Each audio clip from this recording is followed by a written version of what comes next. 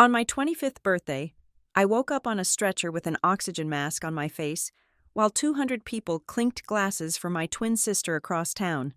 The paramedic leaned in and told me my sister called 911 before I did. I thought she saved me until he said she told them I faked this for attention and asked them not to rush. That was when I realized the party was not the worst part. The plan was, my name is Hannah Cole. It is a strange thing to cling to your own name as if it is a lifeline. But right now, it is the only thing I own. Everything else, my breath, my autonomy, my future feels like it is slipping through the cracks of the vibrating floor beneath me. The world is a chaotic blur of white noise and flashing lights. I am lying on a stretcher, my body strapped down, bouncing slightly with every pothole the vehicle hits. The sound of the siren is not a continuous wail but a rhythmic, deafening scream that fades in and out, syncing with the frantic pounding of my own heart. I try to inhale, but the air feels thick, like concrete. There is a plastic mask over my face, forcing oxygen into lungs that refuse to expand. My throat feels like a straw that someone has pinched shut. Panic, cold and primal, is clawing at the edges of my vision, turning the periphery into a tunnel of gray static. A face hovers above me. It is a man, young but with tired eyes that have seen too many nights like this. His name tag reads, Caleb Rains. He is checking a monitor to my left, his brow furrowed in concentration. He looks back at me, his gaze locking onto mine with an intensity that demands I stay present. He asks me for emergency contacts. The question hangs in the sterile air between us. I try to speak. I try to form the words, Mom or Dad, but my body rejects them before they can even reach my tongue. A choked sound escapes my throat instead. It is a laugh, or at least the jagged, broken ruin of one. It scrapes against the swelling in my windpipe, painful and pathetic. I realize with a sudden, devastating clarity that I have no one to give him. My mother is currently hosting the event of the season. My father is standing by her side, holding a glass of scotch and nodding at the right moments. And my sister is the reason I am here. Caleb watches me struggle. He places a gloved hand on my shoulder, a gesture of professional comfort that feels shockingly human in this metal box. He tells me that he needs to explain something, and he needs me to listen carefully. He says that they received a call regarding my location. He tells me that my sister, Brielle, called 911 before I did. The information takes a moment to sink in. My brain is sluggish, fighting the fog of anaphylaxis. Brielle called, for a second. A foolish, desperate hope flares in my chest. Maybe she saw me. Maybe she realized something was wrong. Maybe, despite everything, she cares. Then Caleb destroys that hope with a single sentence. He tells me that the caller identified herself as my twin and warned dispatch that I have a history of exaggerating medical episodes for attention. He says she specifically asked the paramedics not to rush. The blood in my veins turns to ice. The cold is sharper than the lack of oxygen. She told them not to rush. I stare up at the ceiling of the ambulance, watching the lights streak past the windows. I try to piece together the timeline. I had taken a single bite of the dessert, just one bite. The reaction had been almost immediate, the tingling, the heat, the panic. I had fumbled for my phone, my fingers clumsy and numb, and dialed 911 myself, but Brielle had called first. The realization hits me with the force of a physical blow. Brielle was not in my apartment. She was across town at the venue. There are no cameras in my kitchen that she has access to, or so I thought. How could she possibly know I was going into anaphylactic shock unless she knew exactly what I had just put into my mouth? She could not have known I would collapse unless she knew what I had consumed. And she could not have known that unless she sent it. The monitor beside me begins to beep faster, picking up the spike in my heart rate. Caleb leans in closer. His tone shifts. The routine. Clinical detachment vanishes, replaced by something sharper, more protective. He looks angry. He tells me that he has been doing this job for 10 years. He says he has seen families weaponize a narrative to silence someone. He has seen abusers paint their victims as crazy to cover their tracks. He has seen parents dismiss sick children to save face, but he says he has never seen a call come in preemptively to delay life-saving care. He asks me one simple question that rattles my bones more than the suspension of the ambulance. He asks if my sister knew this would happen tonight. I cannot answer him. I cannot get enough air to speak, and even if I could, the truth is too heavy to lift. Did she know? The question echoes in my mind. Of course she knew. She sent the box. She forged the label. She waited. And then, she made the call to ensure that if the poison did not kill me, the delay would— My phone, which the paramedics had placed on the bench beside me, lights up. The screen buzzes against the metal surface. It is a notification. Through the haze, I see the Instagram icon. My thumb must have brushed the screen earlier, or perhaps the algorithm simply decided to mock me. The video autoplays. It is footage from the party. The contrast is grotesque. Here, in the ambulance, there is the smell of antiseptic, the sound of labored breathing, and the terrifying claustrophobia of a closing throat. On the screen, there is a wonderland of fairy lights and white silk tents. I see the crystal glasses catching the light. I see the guests, 200 of the city's elite, laughing and mingling. And there, in the center of it all, is Brielle. She looks radiant. She is wearing a dress that costs more than my car, holding a glass of champagne, her head thrown back in laughter. A banner behind her reads, "Happy 25th birthday, Brielle." My name is nowhere to be seen. The caption on the post, uploaded by our mother, reads, "Celebrating our miracle girl. So proud of the woman you have become. My birthday too. We are twins. We shared a womb. We share a face. But tonight, she gets a gala, and I get a stretcher." I look at the time on the corner of the phone screen. It is 8:15 in the evening. The party is in full swing. They are cutting the cake right now. I know this because it is on the schedule Mom emailed out weeks ago, the schedule I was never part of. They are eating cake while I'm fighting to keep my heart beating. Caleb follows my gaze to the phone. He sees the party. He sees the timestamp. He looks back at me, and his expression hardens. He understands. He does not need me to explain the dynamics of the Cole family. He sees the evidence right in front of him. A sister partying while her twin dies. A mother posting photos while her daughter suffocates. I close my eyes. I need to go back. I need to understand how we got here. This did not start tonight. This did not start with the dessert or the party or the phone call. This is the climax of a tragedy that has been writing itself for years. But the ink truly began to flow 4 weeks ago. I promise you, I will explain. I will rewind the tape. I will take you back to the moment everything began, the day my grandmother collapsed. That was the day the fragile, polite veneer of my family finally cracked, revealing the rot underneath. Grandma Miriam was the only one who ever saw me. She was the only one who remembered I existed without a sigh of disappointment. When she fell, the wall protecting me fell with her. The ambulance lurches as we take a sharp turn. I can feel the hospital getting closer. The sirens are winding down, preparing for arrival. But the fear is not dissipating. It is transforming. It is hardening into something cold and heavy in my gut. Caleb checks my vitals one last time. He tells me to stay with him. He tells me I'm going to make it. But as the doors burst open and the cool night air rushes in, bringing with it the chaotic sounds of the emergency bay, I realize the truth. The paramedic was right to be suspicious. The dispatcher was played, and I was the target.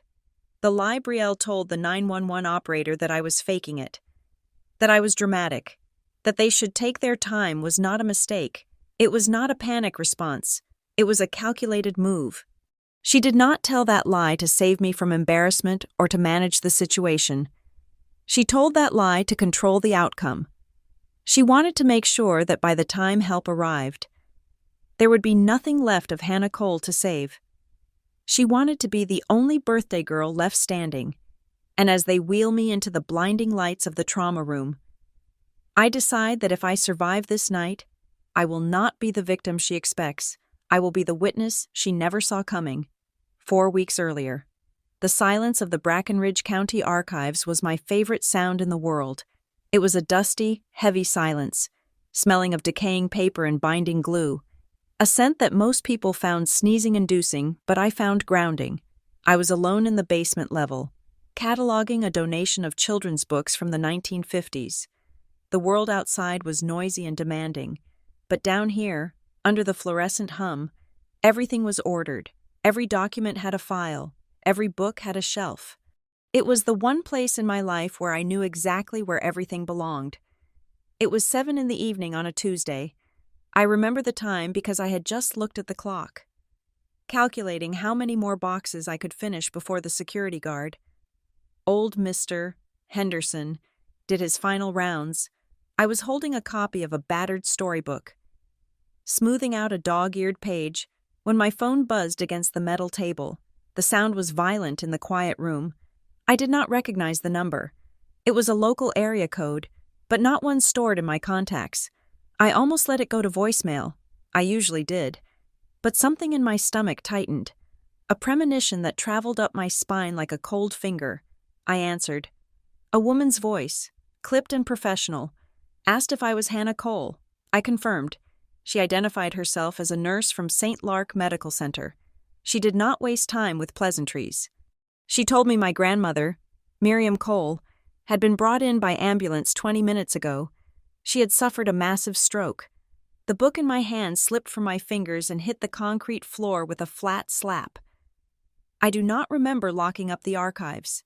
I do not remember walking to my car. The drive to the hospital exists in my memory as a series of disconnected, terrified images. The blur of streetlights stretching into lines of white and red. The grip of my hands on the steering wheel, tight enough to turn my knuckles white. The radio was off. But my mind was screaming, Grandma Miriam. She was the only person in the world who looked at me and saw me. To my parents. I was the disappointing spare, the shadow to Brielle's light. To Brielle. I was a prop, a punching bag, or an inconvenience depending on the day. But to Grandma, I was just Hannah. She was the one who taught me how to bake without gluten before it was trendy, just so I would not feel left out at holidays. She was the one who paid for my library science degree when my father said it was a waste of money. She was the wall between me and the total erasure of my identity. If she was gone, the wall was gone, and I would be standing in the open field, completely exposed. I ran through the sliding glass doors of the emergency room, ignoring the security guard who told me to slow down. The air inside smelled of rubbing alcohol and floor wax, that distinct hospital perfume that signals bad news. When I gave the receptionist my name, her face softened in a way that terrified me. She pointed me toward the elevators. 3rd floor, intensive care unit. Room 312 was at the end of a long beige hallway. I hesitated at the door, my hand hovering over the handle. I was afraid of what I would see. I was afraid that if I opened that door, I would make it real. I pushed it open. The room was dim, lit only by the glow of monitors. The rhythmic beeping was the first thing that hit me, a mechanical, indifferent metronome counting out the seconds of a life. And then I saw her. Grandma looked impossibly small. It was as if the stroke had not just damaged her brain, but shrunk her physical form. Her silver hair, usually pinned up in a meticulous French twist, was fanned out loose and thin against the white pillow. There were tubes, too many tubes. One snaked down her throat, taping her mouth into a grimace that looked nothing like her smile.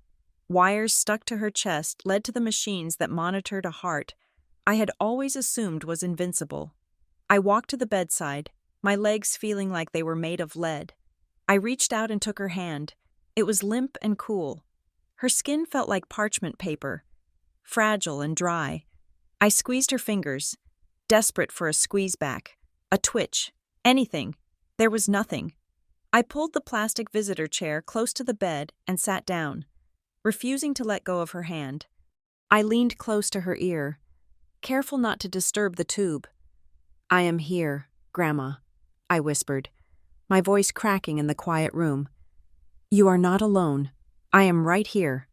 A doctor entered a few minutes later. He looked exhausted, his white coat slightly rumpled. He introduced himself as Dr. Aris. He checked the monitors, adjusted a drip, and then looked at me with sympathetic eyes. He told me the stroke was severe, a significant bleed in the left hemisphere. She was in a deep coma. I asked him if she would wake up. He hesitated. That hesitation was louder than a no. He said the next 24 hours were critical, but the prognosis was uncertain. He said we needed to prepare for the possibility that she might not regain consciousness, or if she did, that her cognitive functions would be severely impaired. Then he looked around the empty room. He asked if there was anyone else to contact. He asked if I was the only family she had. I felt a flush of shame, though it was not mine to carry. I told him my parents and sister were on their way. I had texted them from the car. I had called my mother twice before she answered. We waited. I sat there for 45 minutes, holding the hand of the woman who raised me more than my own mother did. I watched the numbers on the monitor fluctuate: blood pressure, oxygen saturation, heart rate. I memorized them, as if by watching them hard enough I could keep them steady. The door swung open, not with the hesitant quiet of a hospital visit, but with the brisk energy of a boardroom arrival. My mother, Celeste Cole, walked in first. She was wearing a cream-colored cashmere coat that looked pristine despite the emergency. Her hair was perfectly coiffed, her makeup flawless. She did not look like a woman who had just heard her mother was dying. She looked like a woman who was late for a dinner reservation and found the service lacking. My father, Ronald, followed her. He was a tall man who had spent his life shrinking to fit in my mother's shadow. He held his hat in his hands, turning the brim in circles. He looked at the floor, at the equipment, at the window anywhere except at his mother in the bed. And then came Brielle. My twin sister walked in with her phone already in her hand. She was typing furiously, the blue light illuminating her face. She paused at the doorway, looked up, and let out a dramatic gasp that sounded like it had been practiced in a mirror. She rushed to the other side of the bed, not touching Grandma, but hovering over her. "Oh my God," Brielle said, her voice trembling slightly. She looked so helpless. She lifted her phone. I watched, horrified, as she snapped a photo of Grandma's unconscious face. Then she began typing again. I knew exactly what she was doing. She was crafting the narrative. She was updating her social circle, soliciting prayers and sympathy emojis before the body was even cold. Celeste did not reprimand her. She did not even look at her. She walked to the foot of the bed and stared at her mother. There were no tears in her eyes. There was only calculation. She pursed her lips, as if assessing a piece of furniture that had been damaged in a move. Dr. Aris stepped forward from the corner where he had been updating a chart.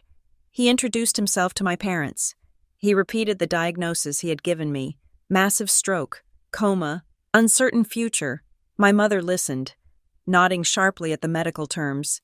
She did not ask if Grandma was in pain. She did not ask about the chances of recovery. She did not ask if Grandma could hear us. When the doctor finished speaking, silence filled the room again. I waited for my mother to break down. I waited for my father to weep. I waited for Brielle to put the phone away. Instead, Celeste Cole cleared her throat. She looked the doctor in the eye, her expression unreadable. "I need to know something," she said. Her voice was steady, devoid of any tremor. The doctor leaned in, expecting a medical question. "Did she ever finalize her estate plan?" my mother asked. The air left the room. I felt the floor tilt beneath my feet. I gripped Grandma's hand harder, as if I could physically protect her from the words floating in the air. Grandma was lying there, fighting for every breath, her brain bleeding, her life hanging by a thread, and my mother, her daughter, was asking about the paperwork. The doctor blinked, clearly taken aback. He said he did not have that information. He was a neurologist, not a lawyer. Celeste sighed, a sound of genuine annoyance. She turned to my father, Ronald. "Did you check the file in her study? We need to know if the medical proxy was updated, if she is incapacitated. We need to know who has power of attorney. The accounts will be frozen if we do not move quickly." Dad muttered something about looking later. He still refused to look at the bed. Brielle looked up from her phone. "Mom is right," she said, chiming in as if discussing a vacation itinerary. We cannot have everything locked up in probate for months. That would be a nightmare. I stood up. The chair scraped loud and harsh against the linoleum. She is not dead, I said. My voice shook. But for the first time in years, it was loud. She is right here. Can you please stop talking about her money while she is lying right here? My mother turned her gaze to me. It was a cold, appraisal-like stare. She looked at my messy hair, my archived dusty cardigan, the tears drying on my cheeks. She looked at me with the same disdain she usually reserved for a stained tablecloth. "Hannah, do not be dramatic," Celeste said. "Someone has to be practical. Emotions do not pay the hospital bills. We are handling the reality of the situation. You are just being emotional." "As usual," Brielle snorted softly, her eyes back on her screen. "She is just upset because she does not know how the real world works," she muttered to no one in particular, but loud enough for me to hear. I looked at them. I looked at the 3 people who shared my blood. They were standing around the matriarch of our family, the woman who had built the foundation they stood on, and they were already carving up the carcass. They were not mourning. They were counting. I looked back down at Grandma. Her chest rose and fell in a jagged rhythm. I realized then that the distance between me and my family was not just a gap. It was a canyon, and as I stood there, holding the hand of the only person who had ever loved me without condition, I knew that if she died, they would eat me alive.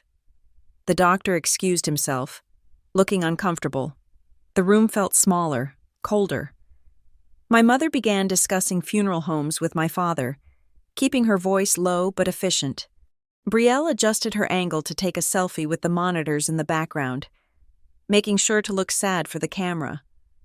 I sat back down. I turned my back to them, creating a small, private shield around Grandma and myself. I whispered to her again, fierce and desperate, "Do not leave me with them." I begged, "Please, Grandma, do not leave me here." But the only answer was the beep, beep, beep of the machine, counting down the seconds to a war I did not know was coming. The next morning, the sun was shining with an aggressive brightness that felt insulting given the darkness of the previous night. My phone had buzzed at 8 in the morning with a text from my mother. It was not an update on Grandma Miriam's condition. It was a summons. Family meeting, 9:30, do not be late. I drove to my parents' house in Preston Heights, a neighborhood where the lawns were manicured to within an inch of their lives, and the silence was heavy with judgment. My car, a 7-year-old sedan with a dent in the rear bumper, looked like an ugly blemish on their pristine driveway. I took a breath, checked my reflection in the rearview mirror to ensure I looked composed, and walked to the front door. I did not have a key. I used to. But after I moved out and started working at the archives, my mother changed the locks. She said it was for security reasons, but we both knew it was about control. I rang the doorbell and waited. When the door opened, the air conditioning hit me first, a blast of artificial chill that smelled of lemon polish and expensive candles. My mother stood there, already dressed for the day in a structured navy blazer and tailored trousers. She stepped aside to let me in, checking her watch as I crossed the threshold. "You are cutting it close, Hannah," she said, though I was exactly on time. She led me into the formal living room. The setup stopped me in my tracks. Usually, this room was reserved for guests my parents wanted to impress, but today it had been arranged with the precise, cold calculation of a courtroom. My parents sat together on the high-backed cream leather sofa, an united front of judgment. Brielle sat in the large velvet wingback chair to their right, looking comfortable and elevated. And then there was my seat, placed directly in front of them, separated by the expanse of the coffee table, was a low, armless ottoman that had been pulled in from the hallway. It was lower than everyone else's seat. If I sat there, I would be physically looking up at them.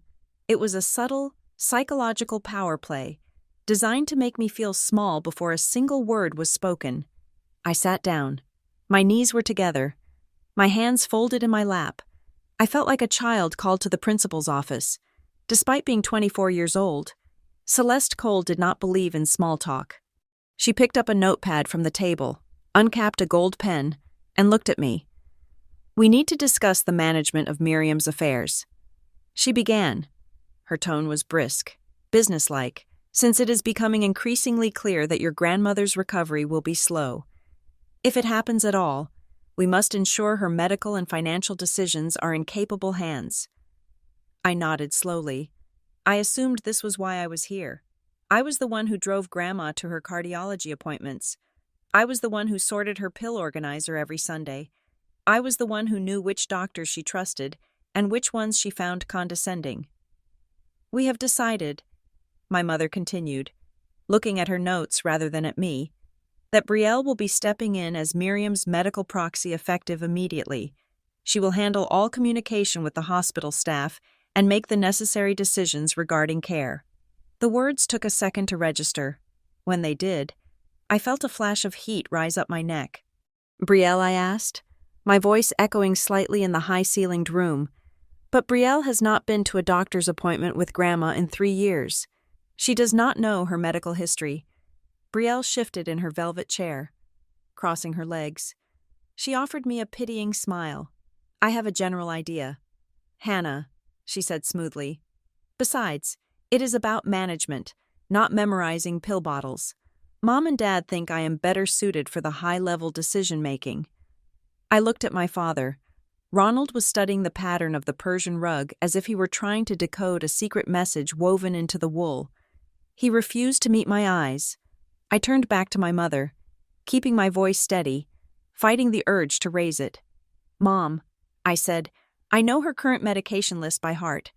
I know she is allergic to penicillin. I know she wants to avoid aggressive life support if there is no quality of life. We have talked about this.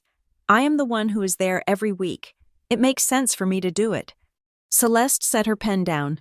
The click against the glass table was sharp. Hannah, please, she said, her voice dropping to that patronizing register she used when I was a toddler. We appreciate your visits. They are very sweet, but this role requires stability. It requires someone who can handle pressure without unraveling. I gripped the fabric of my jeans.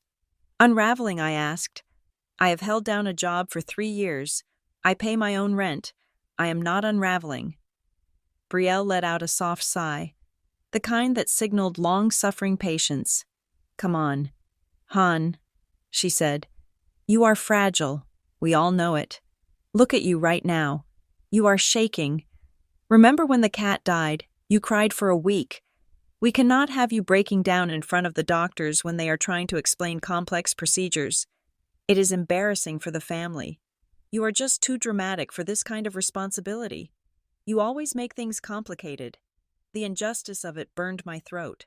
I was shaking because I was angry, not because I was weak. I cried over the cat because I loved it, while Brielle had asked how much a new one would cost before the vet had even administered the injection. Dad, I said, trying one last avenue, you know this is not right. Grandma trusts me. My father finally looked up. His eyes were watery, tired. He looked at Celeste, then at Brielle, and I saw the calculation happen in real time. He knew I was right, but he also knew that agreeing with me would cost him his peace. He was a man who had traded his spine for a comfortable life in a big house. Listen to your mother. Hannah, he said softly. She knows best. The gavel had come down. The verdict was delivered. I was stripped of my role. Not because I was incompetent, but because giving me authority would mean acknowledging my value. And that was something the Cole family economy could not support. Celeste checked her list again. Good.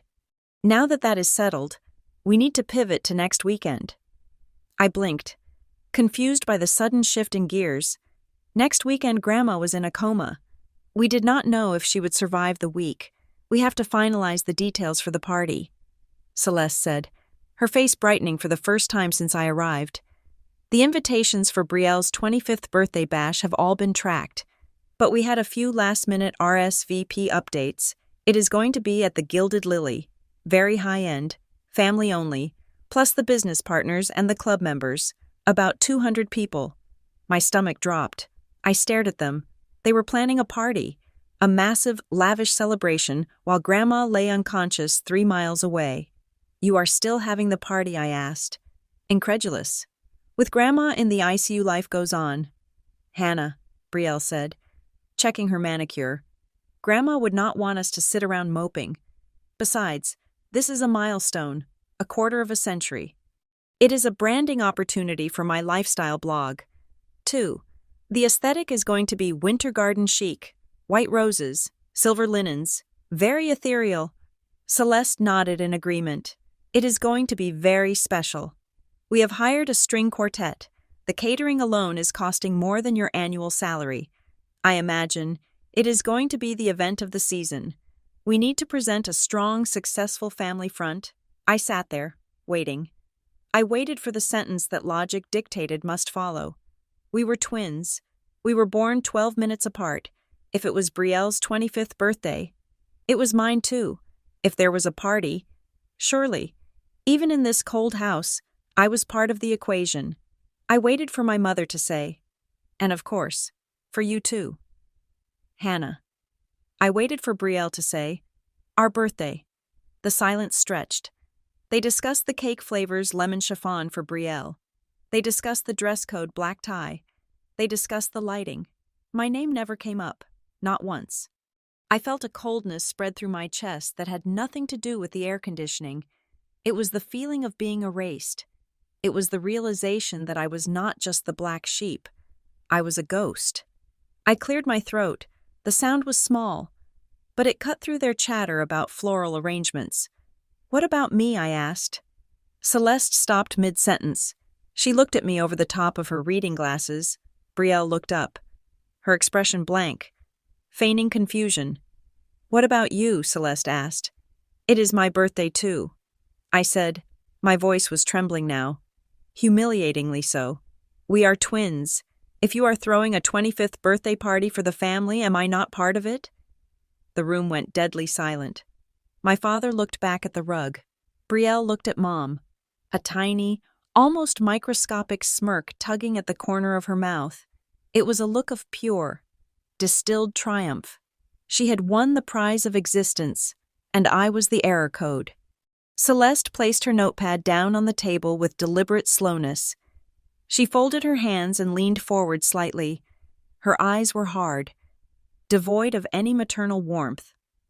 Hannah, she said, let us be realistic. You do not enjoy these events. You are socially awkward.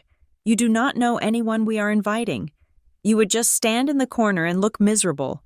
And that brings the mood down for everyone else. This is Brielle's night. She shines in these settings. You do not. She paused, letting the words sink in, making sure they drew blood. Besides, she added, delivering the final blow with a casual cruelty that stole my breath. Stay home. Nobody wants you there. The words hung in the air. Nobody wants you there. It was not an angry shout. It was a statement of fact, delivered with the same tone one would use to describe the weather. I looked at Brielle. She was not even hiding it anymore. She was beaming. She had successfully excised me from the narrative of our family. I was not the twin anymore. I was the extraneous variable. I stood up. My legs felt shaky, but I forced them to hold my weight. I wanted to scream. I wanted to flip the glass table. I wanted to shake my father until he looked at me, but I knew it would only prove their point. See, fragile, dramatic, unstable. I swallowed the shame. It tasted like bile and ash. Okay, I said quietly. I turned and walked out of the living room, down the hallway, and out the front door. I did not slam it. I closed it with a soft click. I drove home in silence. I did not cry. I was past crying. I felt hollowed out, as if they had reached inside and scooped out everything that made me a person, leaving only a shell behind. That night, my apartment felt too quiet. I sat on my kitchen floor, staring at the refrigerator. I felt untethered. If my grandmother died, and my family did not want me, who was I? I remembered something then, a memory from 2 months ago, when Grandma had come over for tea. She had slipped something into my jewelry box while I was in the kitchen getting the kettle. She had told me, with a strange intensity in her eyes, if things ever get bad. Hannah, look in the box. I got up and walked to my bedroom. I opened the small wooden box on my dresser. Underneath a tangle of cheap necklaces, there was a folded piece of heavy cream-colored paper. I unfolded it. It was not a long letter. It was just a note, written in Grandma's shaky but elegant script. My dearest Hannah, they do not see you, but I do. If I am not there to protect you, you must protect yourself. Do not let them write your story. Trust Ms. Greer. She knows the truth. Love, Grandma. I stared at the name, Ms. Greer. I did not know who she was. I had never heard the name before. But as I sat there in the dim light of my bedroom, holding the paper that smelled faintly of Grandma's lavender perfume, I felt a tiny spark ignite in the hollow space inside me. My mother had told me to stay home. She had told me nobody wanted me. She thought she had closed the book on Hannah Cole, but Grandma had left a bookmark, and for the first time that day, I realized the story was not over. It was just beginning. Friday evening arrived with a heaviness that pressed against the windows of my apartment like a physical weight. The sky was a bruised purple, transitioning into a charcoal night, and the city outside seemed to be winding up for the weekend while I was winding down into a forced hibernation. Tomorrow was Saturday. Tomorrow was the 25th of October, my birthday, and Brielle's birthday. I had spent the last 2 days trying to make myself invisible at work, keeping my head down in the archives, avoiding eye contact with anyone who might ask me what my plans were for the weekend. I did not want to lie, but the truth was too humiliating to speak aloud. My parents are throwing a gala for my twin sister, and I have been explicitly told to stay home because I am an embarrassment. It was a sentence that would choke me if I tried to say it. At 7 in the evening, I was sitting on my couch, wrapped in a blanket, debating whether to order takeout or just eat a bowl of cereal. When the buzzer for the front gate rang, I froze. I was not expecting anyone. I never had visitors. My social life had withered away years ago. A casualty of my anxiety and the demanding schedule of caring for Grandma, I walked to the intercom, my heart doing a nervous little flip. "Hello?" I asked. "Delivery for Hannah Cole." A distorted voice crackled back. I buzzed him in and opened my apartment door, waiting in the hallway. A few moments later, a courier appeared at the top of the stairs. He was holding a box. It was not a standard cardboard shipping container. It was a bakery box, gleaming white, tied with a thick satin sage green ribbon. It looked expensive.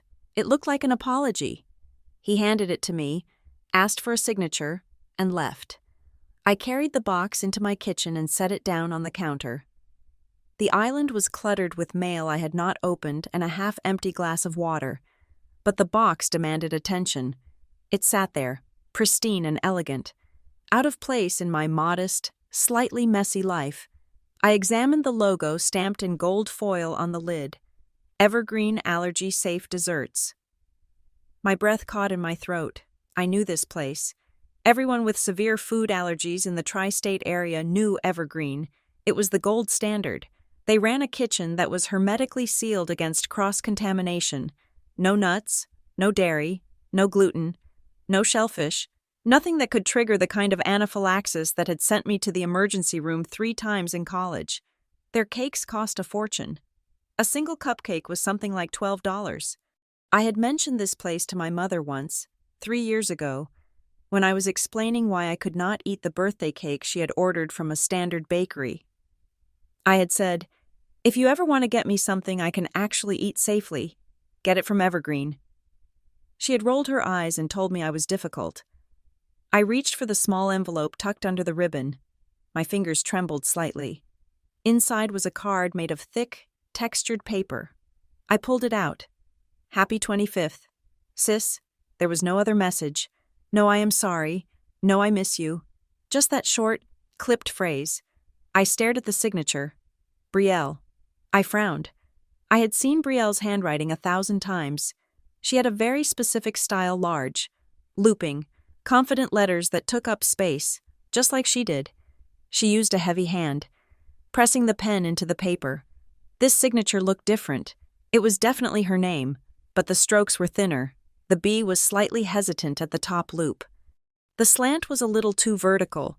It looked like Brielle's signature, but it looked like Brielle signing something while her hand was tired, or perhaps while she was rushing, or a darker thought whispered in the back of my mind, like someone else trying to write like her.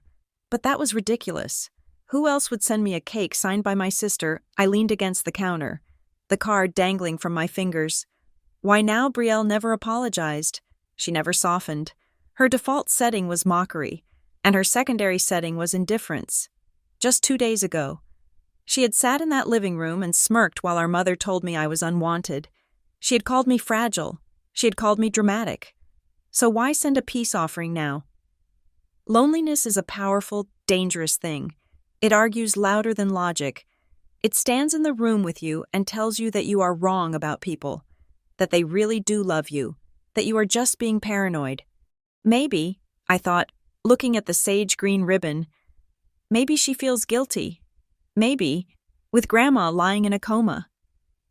Brielle is realizing that life is short. Maybe looking at Grandma's still face made her realize that one day, we will be the only family left. Maybe the cruelty at the meeting was a performance for Mom. And this gift was the backstage truth. The thought blossomed in my chest, warm and desperate. I wanted it to be true. I wanted, so badly, to believe that my twin sister did not hate me. We had shared a womb. There had to be some biological tether that had not been completely severed. I traced the gold logo on the box, evergreen. It was a thoughtful choice. It showed she listened. It showed she remembered my safety needs. That detail alone made me want to cry. It was the first time in years she had acknowledged my medical condition without rolling her eyes. I picked up my phone. I should text her. I should say thank you. But my thumb hovered over her name. If I texted her now, and she was with Mom, it might cause a scene. If this was a secret peace treaty, I did not want to blow her cover. Instead, I opened my camera app. I framed the box on the counter, making sure the evergreen logo and the card were visible. I snapped a picture. The flash reflected off the glossy white cardboard. I will show this to Grandma. I whispered to the empty room. When she wakes up, when she comes back to me, I will show her this picture and say, "Look, Grandma, you were worried about us, but she tried. She sent me a cake. We are going to be okay." It felt like a promise I was making to the universe, a way to manifest a future where my family was not a war zone. I did not open the box yet. I wanted to save it for tomorrow, for the actual day. I would light a candle, make a wish, and eat a slice of safe, expensive cake while my sister partied across town. It would be a private communion, a way to be with her without being with her. I went to bed early, exhausted by the emotional whiplash. That night, sleep was not a refuge. It was a chaotic landscape of shadows and muffled sounds. I dreamed I was in my kitchen, but the lights were dim, flickering like a dying bulb. Grandma Miriam was there. She was not in her hospital gown. She was wearing her favorite gardening coat, the one with the deep pockets full of seeds. She was standing by the counter, pointing at the white box. Her face was contorted in an expression of sheer terror. Her eyes were wide, pleading. She was shouting at me, but no sound came out. Her mouth moved frantically. No, no, no. I tried to walk toward her, to ask her what was wrong, but my feet were stuck in the floorboards. The kitchen stretched out, becoming a long, impossible hallway. Grandma kept pointing at the box, then at me, then at the box again. She slammed her hand down on the counter, but there was no noise, just the silence. Then, the box began to bleed. Dark, viscous liquid seeped out from under the lid, staining the pristine white cardboard, dripping onto the floor. I woke up with a gasp, sitting bolt upright in bed. My heart was hammering against my ribs. My sheets were tangled around my legs, damp with sweat. The room was dark, save for the street lamp casting a slice of orange light across the floor. I sat there for a long time, trying to slow my breathing. It was just a dream. It was just stress. Grandma was in a coma. Of course, my subconscious was projecting her into my space, but the unease lingered. It felt like a cold draft on the back of my neck. I got out of bed and walked into the kitchen. The apartment was silent. The refrigerator hummed its low, steady electric song. The box was still there on the counter, in the shadows. The sage ribbon looked black. I stared at it. The dream had been so vivid. The look in Grandma's eyes had been so real. For a second, a crazy impulse seized me. Throw it away. Just pick it up, walk to the trash chute in the hallway, and drop it. I took a step toward it. Then I stopped. I was being ridiculous. I was doing exactly what Brielle always accused me of doing, being dramatic, being paranoid. This was a cake from a reputable bakery. It was sealed. It was from Evergreen. They did not make mistakes. If I threw it away, I was throwing away the olive branch. I was confirming that I was too broken to accept kindness. I rubbed my face with my hands. If it is from the allergy-safe place, it is fine. I said aloud. My voice sounded small in the darkness. It was a small lie, a logical deduction based on a false premise. I assumed the box defined the contents. I assumed the label defined the truth. I did not know then that packaging is just a costume. I did not know that poison can be wrapped in silk. I turned away from the counter and went back to my bedroom. I checked my phone. It was past midnight. It was officially Saturday. It was officially my birthday. The screen was blank. No texts. My parents had not stayed up to wish me a happy birthday. Brielle had not sent a midnight emoji. There was nothing. Just the date on the lock screen. Mocking me. I lay back down, pulling the covers up to my chin. The silence in the apartment was absolute. It was the kind of silence that rings in your ears. I felt entirely, completely alone. And in that isolation, the box in the kitchen became more than just a cake. It became the only evidence that I existed in someone else's mind. I clung to that thought. I needed that cake to be safe because I needed my sister to love me. I closed my eyes and forced myself to go back to sleep, ignoring the lingering dread that sat in my stomach like a stone. I told myself everything would look better in the morning light.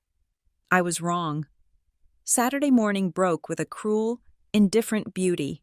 The sunlight streamed through my blinds, striping the floor with bars of gold that felt less like a blessing and more like a cage. I sat up in bed, my body heavy with the residual dread of the nightmare, and reached for my phone. It was a reflex, a muscle memory born of a generation that checks for connection before checking for a pulse. There were no texts, no missed calls, but the notifications from Instagram were stacking up like bricks in a wall I was not allowed to cross. I opened the app. It was a mistake. The first thing I saw was a professional drone shot of the Gilded Lily Country Club. The caption, posted by my mother, read, "The calm before the celebration. Happy 25th to our shining star." I scrolled. I could not stop myself. It was an act of digital self-harm. There were photos of the setup. Massive white tents had been erected on the lawn, draped in silk and strung with thousands of fairy lights that looked like captured stars. There were tables set with silver candelabras and crystal stemware. There was a floral archway made of white roses and hydrangeas that must have cost more than my car. And then, there was the cake. It was a tower of architectural perfection. 5 tiers, wrapped in fondant that shimmered like pearl, cascading with sugar flowers. It was bigger than my entire kitchen table. It was a monument to Brielle. I looked at the timestamp. These were posted 2 hours ago. The party preparations were starting early for a luncheon that would bleed into an evening gala. I sat there in my silent apartment, wearing oversized pajamas, feeling the vast, echoing distance between my life and theirs. I was the ghost in the machine. I was the error in the code, but I was also stubborn. I got out of bed and walked to the kitchen. The white box from Evergreen sat on the counter where I had left it. It seemed innocent in the morning light. The sage ribbon was crisp. The gold logo gleamed. I am not going to let them take this day from me entirely. I told the empty room. I opened a drawer and found a single, half-used birthday candle left over from a solitary cupcake I had bought myself the year before. It was blue and striped. I found a lighter, with hands that were steadier than I felt. I untied the ribbon on the box. I lifted the lid. Inside sat a single, exquisitely decorated tart. It was beautiful. The crust was golden. The filling a rich, dark chocolate ganache, topped with a single, perfect raspberry and a dusting of gold leaf. It looked like something a jewelry designer would bake. I placed the candle in the center of the tart. I lit it. The tiny flame flickered, casting a small dancing shadow on the white cardboard. "Happy birthday to me," I whispered. I did not sing. There was no one to hear it, and the sound of my own voice singing in an empty kitchen was too pathetic to bear. I blew out the candle. The wisp of gray smoke curled up, smelling of burnt wax and sulfur.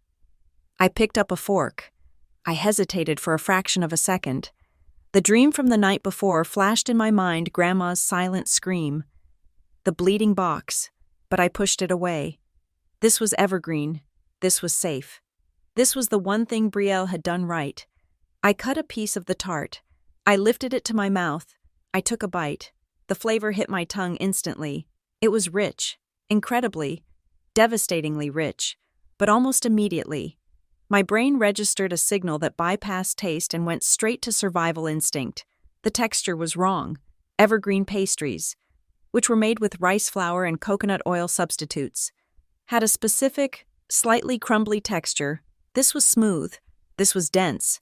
This coated my tongue with a slick, fatty film that felt terrifyingly familiar. And then came the taste. Beneath the chocolate, there was a distinct, roasted nuttiness. I froze. The fork clattered onto the counter. A prickly heat started at the back of my neck. It washed over my scalp like boiling water. My tongue felt suddenly too large for my mouth, heavy and tingling, like it had been stung by a dozen bees. "No," I gasped. The word came out wet and garbled. I stared at the tart. The inside, where I had cut it, revealed a layer of crunch. Walnuts. Pecans. It did not matter. It was poison. I stumbled back from the counter, clutching my throat. The itch was instantaneous and violent. It felt like I had swallowed a ball of steel wool. My chest tightened, a vice grip crushing my ribs inward. My medication. I spun around, my vision already swimming with black spots. I ran to the bathroom, my feet slipping on the tile. I tore open the medicine cabinet. Empty. My heart hammered a frantic, terrified rhythm against my sternum. I remembered then, I had used my last auto-injector 3 months ago after a restaurant cross-contamination scare. I had meant to pick up the refill on Tuesday. I had been distracted by the call about Grandma. I had forgotten. I am going to die. The thought was not poetic. It was cold and factual. I scrambled back into the kitchen, wheezing. The sound of my own breathing was a high-pitched whistle, like wind blowing through a crack in a window. My face felt hot and tight, the skin stretching as the swelling began. I grabbed my phone off the counter. My fingers were numb, clumsy sausages that refused to cooperate. I dropped the phone. I fell to my knees to retrieve it. The room spinning violently around me. The floor felt like it was tilting at a 45-degree angle. I tapped the emergency button. I dialed 911. I pressed the phone to my ear, gasping for air that would not come. 911. "What is your emergency?" The voice was female. Calm, detached. I tried to speak. "Help," I choked out. The word was a bubble of air that barely escaped my lips. Anaphylaxis. Allergy.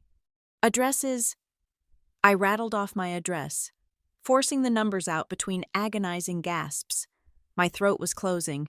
It felt like a fist was inside my neck, squeezing shut. "Please," I wheezed.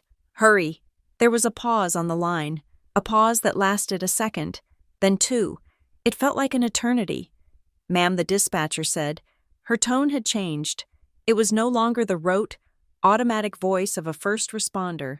It was confused, hesitant. "I am here," I gasped. "Cannot breathe."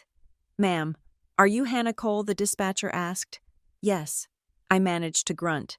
The next words she spoke hit me harder than the lack of oxygen. "We received a call regarding this location 4 minutes ago," the dispatcher said. My brain stuttered. 4 minutes ago. 4 minutes ago, I was lighting a candle. 4 minutes ago, I was fine. A caller identified as your sister, Brielle Cole, contacted us. The dispatcher continued. She stated that you were calling in a false alarm. She advised us that you have a history of faking medical emergencies for attention on your birthday. I stared at the ceiling, my vision tunneling down to a pinprick of light. What I tried to say, but no sound came out. She requested that we do not rush the units. The dispatcher said, "She said you would be fine and that you were upset about a party. Ma'am, can you confirm if you are in distress?" The world tilted on its axis. Brielle had called. She had called before I took the bite. The realization washed over me with a cold, paralyzing dread that eclipsed the physical pain. She knew. She knew exactly when I would eat it. She knew exactly what was in the box. She had timed the call to intercept my cry for help. She did not just send me poison. She cut the phone line before I even picked it up. This was not a prank. This was an execution. No. I screamed inside my head. The sound that came out of my mouth was a guttural, terrifying gurgle. Real. I choked out. It is real. Please. I could hear the shift in the dispatcher's room. I could hear her typing furiously. I could hear her voice rise an octave as she realized the mistake. Unit 4-2. Upgrade to Code 3. She shouted into her radio. Patient is in active distress. Agonal breathing heard. This is not a drill. Repeat. This is not a false alarm. But her voice sounded like it was coming from underwater. The kitchen was dissolving. The white box on the counter was the last thing I saw. It blurred into a smear of white and sage green. I fell sideways. My shoulder hit the cabinets, then the floor. The impact was dull. I could not feel my hands anymore. My lungs were burning, screaming for oxygen that my throat refused to give them. How the question looped in my fading mind. How did she know I was alone? My blinds were drawn. How did she know the exact second to call? The darkness rushed in from the edges, swallowing the light. The humming of the refrigerator faded. The voice on the phone became a distant buzz. Somewhere, far away. I heard a siren. It was a faint wail, rising and falling. They are coming. I thought, but they are too late. She wins. The blackness took me completely. The next sensation was violence. The world slammed back into existence with a jolt that rattled my teeth. I was moving. The ground was vibrating. There was a mask on my face, forcing air down my throat with mechanical rhythm. I opened my eyes. The interior of the ambulance was bright. Too bright. Caleb Rains was above me. His face was inches from mine. He was sweating.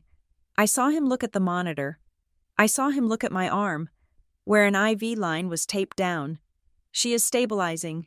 He shouted to the driver, "BP is coming up. Airway is patent." He looked down at me. His eyes were wide, filled with a mixture of adrenaline and fury. "Hannah," he said, "can you hear me?" I blinked. It was a slow, heavy movement. He let out a breath he had been holding. He reached out and touched my cheek, checking for warmth, checking for life. "You gave us a scare," he said. His voice was rough. I tried to lift my hand to the mask, but he caught my wrist gently. "Do not touch it," he ordered. "You need the oxygen. You went into full arrest for 30 seconds. We had to hit you with 2 rounds of epi and steroids." He sat back on the bench, wiping his forehead with his sleeve. He looked at the paperwork on his clipboard, then back at me. He leaned in close, so his voice would be heard over the siren. I saw the hives. "Hannah," he said intensely. "I saw the swelling. Your throat was shut tight." He paused, his jaw tightening. "The dispatch notes say your sister called it in as a hoax." He said, "She told them to take their time. She told them you were acting." He gestured to my face, which I could feel was swollen and tight. "There is no acting involved in a histamine count this high." He said, "You did not fake this." I looked at him, tears leaking from the corners of my eyes and sliding into the plastic of the oxygen mask. I wanted to tell him. I wanted to tell him about the box, the handwriting, the timing. Caleb seemed to read my mind. He looked at the phone that had been placed in the biohazard bag next to me. "Someone tried to kill you tonight. Hannah," he said, his voice low and terrifyingly serious. "And then they tried to make sure we would not save you." He looked out the back window at the receding streetlights. "But we did." He said grimly, We saved you. And now, you are going to tell me everything." I closed my eyes again, the rhythm of the siren becoming a heartbeat. I was alive, against her plan, against the odds, against the narrative she had written. I was alive, and as the ambulance sped toward the hospital, away from the empty apartment and the poisoned tart, I knew one thing with absolute certainty. The sister who died in that ambulance was the one who sought their approval. The woman who woke up was the one who would seek their ruin. The silence in a hospital room is never truly silent. It is a tapestry of mechanical noises, the rhythmic hiss of the oxygen regulator, the low hum of the refrigerator in the corner, and the distant, muffled cadence of nurses' shoes squeaking against linoleum in the hallway. I had been listening to this symphony for 4 hours. 4 hours since the ambulance doors had slammed shut. 4 hours since Caleb had stabilized my heart rate and saved my life. 4 hours since I had realized that my sister tried to kill me on our birthday. And in all that time, the door to my room had remained shut. I stared at the ceiling tiles, counting the little perforated dots, 112 in the row directly above my head. It was a meaningless number, but it gave my mind something to hold on to, something that wasn't the terrifying reality of my isolation. My phone sat on the bedside table, a black monolith of silence. There were no frantic texts from my mother asking if I was okay. There were no missed calls from my father. There was certainly nothing from Brielle. They were still at the Gilded Lily. They were likely cutting the cake, now the safe one, the 5-tier monument to vanity. My mother was probably holding court, telling guests that Hannah unfortunately could not make it because she was feeling under the weather or having one of her moods. They were clinking glasses of champagne while I lay here with an IV drip flushing the remaining toxins from my blood. The loneliness was a physical ache, sharper than the residual soreness in my throat. I felt like a child left at a bus stop, waiting for a parent who had simply forgotten to pick them up. Then, my phone buzzed. The sound made me jump, spiking the heart monitor for a fraction of a second. I reached for it, my hand trembling slightly. I expected, perhaps foolishly, to see Mom, but the screen displayed a number I did not know.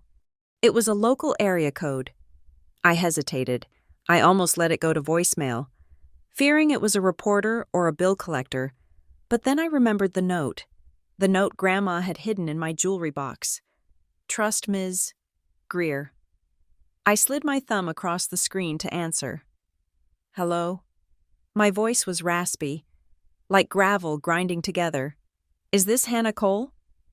The voice on the other end was female, aged but sharp, with the precise enunciation of someone who charges by the minute. "Yes," I whispered. "This is Marianne Greer," she said. "I am your grandmother's attorney." My breath hitched. I sat up straighter, wincing as the movement pulled at the tape on my arm. "Ms. Greer?" I said. "I found your name in a note from my grandmother." "I know," she replied. Her tone was not warm, but it was solid. It felt like leaning against a brick wall. "I am calling because I have a specific set of instructions from Miriam. She placed a trigger on a certain document she drafted 6 months ago. She instructed me that if she were to become incapacitated, and if you, Hannah, were subsequently admitted to a hospital for any life-threatening condition, I was to contact you immediately." I froze. Grandma had predicted this. "I just received the admission alert from the hospital network." Ms. Greer continued. "I am the executor of her living trust, so I am notified of family medical events. Are you alone?" "Yes," I said. The word tasted bitter. "Good," she said. "I am coming to see you. I will be there tomorrow morning at 9 o'clock. Do not tell anyone I am coming. Do not tell your mother. Do not tell your sister. Is that understood?" "Yes," I said again. "One more thing. Hannah," she added, her voice softening just a fraction. "I stopped by the ICU on my way out of the office. Your grandmother is still in a coma. However, the neurologist told me she showed some increased brain activity this afternoon. It is small, but she is hovering near the surface. She is fighting." Tears pricked my eyes. "She is fighting. I will see you tomorrow." "Ms. Greer said. And Hannah, lock your door. The line went dead. I did not sleep that night. I lay awake, watching the door handle, waiting for it to turn. I imagined Brielle walking in with another box, or my mother walking in to tell me I was racking up unnecessary medical bills. But no one came. The indifference of the Cole family was my best protection. They did not care enough to come and finish the job. At 9 o'clock sharp the next morning, there was a firm knock on the door. "Come in." I called out. The door opened, and a woman stepped inside. Mary Ann Greer looked exactly like I imagined. She was in her late 60s, wearing a charcoal gray suit that looked tailored to within an inch of its life. Her silver hair was cut in a sharp bob, and she carried a leather briefcase that looked heavy enough to be a weapon. She did not look like a grandmotherly figure. She looked like a shark that had decided to walk on land. She closed the door behind her and locked it. She walked to the bed, looked me up and down, and nodded once, as if confirming I was the correct client. "Ms. Cole," she said. She pulled a chair close to the bed, ignoring the visitor distance protocols. "We have work to do." She placed the briefcase on her lap and clicked the latches open. The sound was loud in the quiet room. She pulled out a thick, cream-colored envelope. It was sealed with red wax. On the front, in handwriting that I recognized instantly shaky, looped, but determined was my name. "Hannah, your grandmother came to see me 6 months ago." "Ms. Greer began. She was very distressed. She told me she had overheard a conversation between your mother and your sister in the sunroom. She did not tell me the exact details of what they said, but she told me the essence of it. They were discussing the timeline of her death, and they were discussing how to ensure that you, Hannah, were left with nothing." I felt a cold chill slide down my spine. I knew they did not respect me. I did not know they were actively plotting against me. Miriam was not senile, despite what your mother might try to claim in the coming weeks. "Ms. Greer said, her eyes flashing with a fierce intelligence. She was sharp as a tack, and she was furious. She told me she wanted to rewrite everything. She said, "I will not let them erase her." "Ms. Greer handed me the envelope. "Open it," she commanded. My hands shook as I broke the wax seal. I pulled out a stack of legal documents. The header read, "The Miriam Cole Revocable Living Trust," amended and restated. I scanned the pages, the legalese blurring before my eyes until Ms. Greer reached out and pointed to a specific paragraph on page 4. "Here is the summary." She said, "Upon her death, the primary assets do not pass to Celeste Cole. The historic lake house in Oakhaven, along with its contents and the surrounding 20 acres, is bequeathed solely to you." I gasped. The lake house. It was Grandma's sanctuary. It was the place where I had spent my happiest summers, reading on the dock while Grandma gardened. It was worth millions, but more importantly, it was the only place I had ever felt safe. Mom hated it because it was rustic and too far from the city. In addition, Ms. Greer continued, her fingers sliding down the page, the savings account held at Briarstone Trust, containing approximately $450,000, is to be transferred to you immediately upon her passing. $450,000. I stared at the number. It was enough to leave. It was enough to disappear.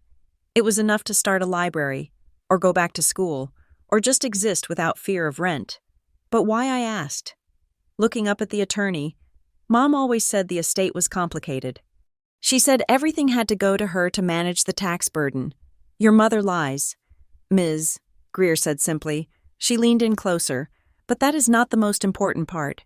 Miriam knew that giving you these assets would put a target on your back. She knew they would try to challenge the will. She knew they would try to say you were incompetent, or that you coerced her." She flipped to the final page. "So, we added this. It is what we call a terror clause, but with a very specific modification." I read the text she pointed to. "If any beneficiary attempts to contest this will, their share is forfeited. Furthermore, if any beneficiary, or the parent of any beneficiary, is found to have interfered with the medical care of Hannah Cole, or attempts to legally or medically discredit Hannah Cole as incompetent or unstable, Their entire inheritance is immediately voided and redistributed to the remaining beneficiaries. I read it twice. Interfered with the medical care. Discredit as unstable. It was as if Grandma had seen the future. It was as if she had stood in the room when Brielle called 911 and told them I was faking it. She knew. I whispered. She knew they would do this. She suspected. Ms. Greer corrected. She told me. They call her crazy. Marianne, they tell everyone she is sick in the head so that no one will believe her when she speaks.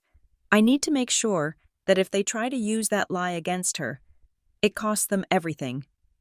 I lowered the paper. The weight of it was immense. Grandma had not just left me money. She had left me a shield. And she had left me a sword. Brielle's phone call, the recording of her telling the dispatcher I was faking it, was not just a crime. It was a violation of the will. If I could prove that call happened, and if I could prove the intent was to discredit me medically, Brielle would lose everything. And because Celeste was her mother and likely her accomplice, she would lose everything too. They do not know about this, I asked. No one knows but you, me, and the witnesses who signed it. Ms.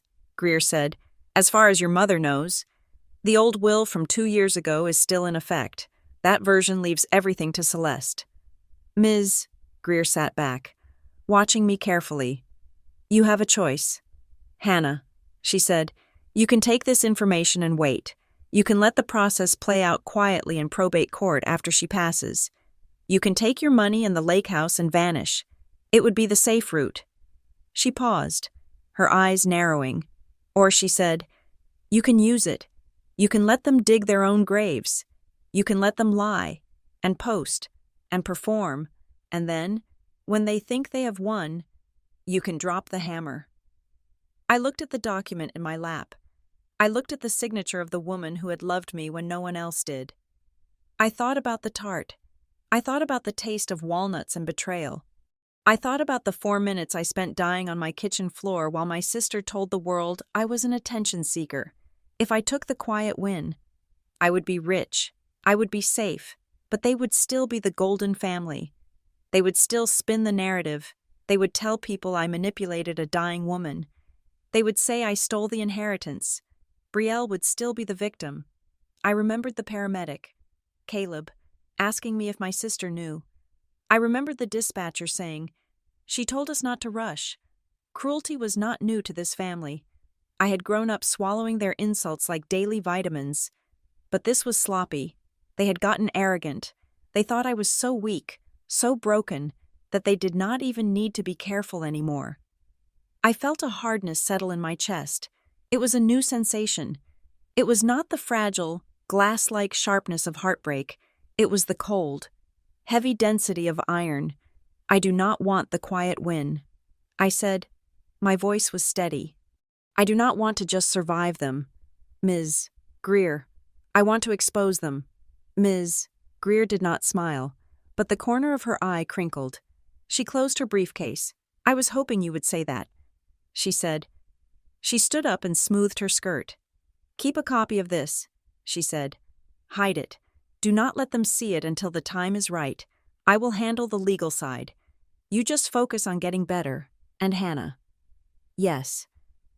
When they come here, and they will come here, eventually, to perform their concern, let them talk. Let them lie. Record it if you can. Every lie they tell now is currency you can spend later. She unlocked the door. Your grandmother picked a fight for you. Hannah, she said softly before she left. Make sure you finish it. The door clicked shut behind her. I sat alone in the room again, but the silence felt different now. It was not empty. It was pregnant with possibility. I looked at the envelope. I traced my name. Hannah. For 25 years, that name had meant the other one. The spare. The mistake. Now, it meant the heir. I tucked the envelope under my mattress, deep beneath the sheets where the nurses wouldn't find it. I lay back against the pillows. I waited for them. I wanted them to come. I wanted to see Brielle's face. I wanted to see the mask she would wear. Because now, I knew what lay beneath it, and I knew I had the power to rip it off. not in a private screaming match, but in front of the entire world. I closed my eyes, and for the first time since the ambulance ride, I did not see darkness. I saw the lake house, I saw the water shimmering, and I saw myself standing on the dock, watching the gilded lily burn to the ground. It was 2 p.m. when the door to my hospital room swung open, not with the clinical efficiency of a nurse, but with the dramatic flair of a stage entrance. The show, I realized, was about to begin. Brielle entered first. She was carrying a bouquet of white lilies so large it obscured her face. The scent hit me instantly cloying, heavy, and indistinguishable from the smell of a funeral home. She was dressed in casual athleisure wear, oversized sunglasses pushed up into her hair, and her face was scrubbed clean of the gala makeup from the night before. She looked the picture of the concerned, exhausted sister. She rushed to the bedside, dropping the flowers on the tray table with a thud that rattled my water pitcher. "Hannah," she gasped. Her voice trembled with a vibrato that would have impressed a vocal coach. "Oh my God, you look terrible." She reached for my hand, her fingers cold and manicured. I let her take it. I did not pull away. I lay there, still and observant, remembering Ms. Greer's advice. Let them perform. I was so scared. Brielle continued, squeezing my hand hard enough to hurt. "When I heard you were in the hospital, thank God I called 911 when I did." I stared at her. The audacity was breathtaking. She was rewriting history in real time, positioning herself not as the executioner, but as the savior. She was banking on the fact that I was confused, or that I did not know the specifics of the dispatch log. "You called?" I asked. My voice was raspy, dry as sandpaper. "Yes," she exclaimed, her eyes widening with manufactured sincerity. "I had this feeling. Call it twin intuition. I just knew something was wrong. So I called them immediately. I told them to get to you as fast as possible. The lie hung in the air, glittering and poisonous. I told them to get to you as fast as possible." The dispatcher's voice echoed in my memory. "She told us not to rush." My mother followed her in. Celeste Cole was back in her armor, a crisp beige trench coat, and a designer handbag held in the crook of her arm like a shield. She did not rush to the bed. She stopped at the foot of it, inspecting me with a critical eye. "Well," she said, letting out a sigh that sounded more annoyed than relieved, "you certainly know how to make an exit. Hannah." She turned to the nurse who had followed them in to check my vitals. "Is she going to be discharged today?" Celeste asked the nurse. "We have guests flying out tomorrow, and I need to know if I have to rearrange the brunch schedule to pick her up." The nurse, a kind woman named Sarah, who had been bringing me extra ice chips, looked taken aback. "Mrs. Cole, your daughter suffered a severe anaphylactic event," Sarah said firmly. "She needs to be monitored for at least another 24 hours to ensure there is no biphasic reaction." Celeste waved a hand dismissively. "Oh, she is always so dramatic about these things," my mother said, lowering her voice to a conspiratorial whisper that was clearly meant to be heard. "Hannah has a very low threshold for discomfort. She tends to exaggerate her symptoms. We are used to it." I felt the old heat rise in my cheeks, the instinctive need to defend myself, to scream that my throat had closed, that I had stopped breathing. But I forced the heat down. I swallowed it. I looked at my mother, really looked at her, and saw the fear behind the disdain. She needed the nurse to believe I was crazy because if I wasn't crazy, then I was a victim. And if I was a victim, they were villains, behind them, lingering in the doorway like a shadow that had forgotten how to cast a shape. Was my father?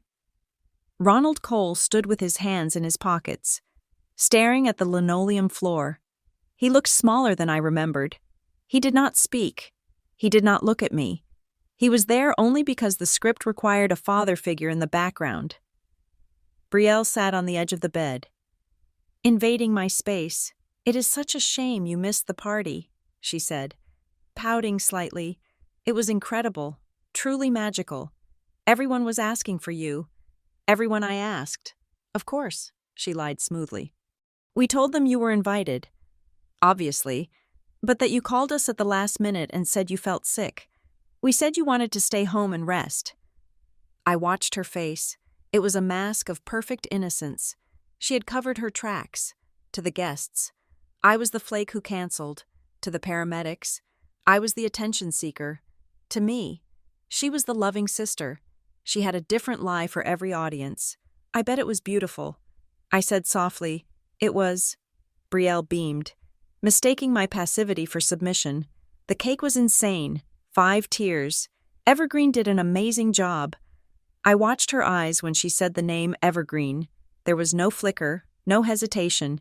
She was a sociopath in cashmere. Mom stepped forward, checking her watch. "Well, we cannot stay long.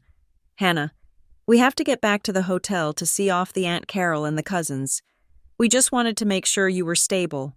"Alive," I corrected mentally. "You wanted to make sure I was alive so you wouldn't be charged with manslaughter." "We brought you flowers," Brielle said, patting my leg. "Lilies, your favorite." They were not my favorite. My favorite flowers were sunflowers. Lilies made me sneeze, but I nodded. "Thank you," I said. Brielle stood up, smoothing her leggings. "Get better, sis," she said brightly, "and stop scaring us like this. It is really stressful for Mom." They turned to leave.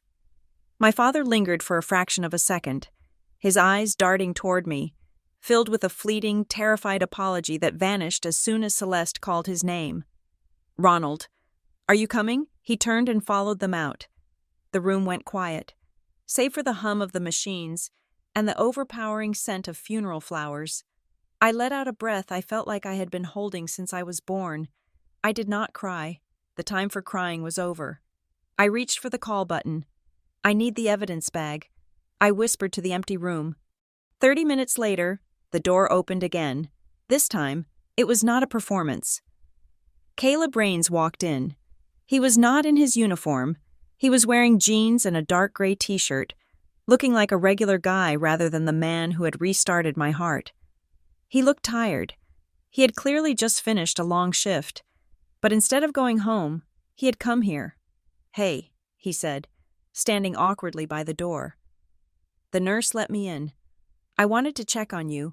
I am okay," I said, "thanks to you." He walked over to the chair my mother had avoided and sat down. He looked bothered. He was rubbing the back of his neck, a gesture of frustration. I cannot stop thinking about it. "Hannah," he said, "the call, the timing, it does not sit right."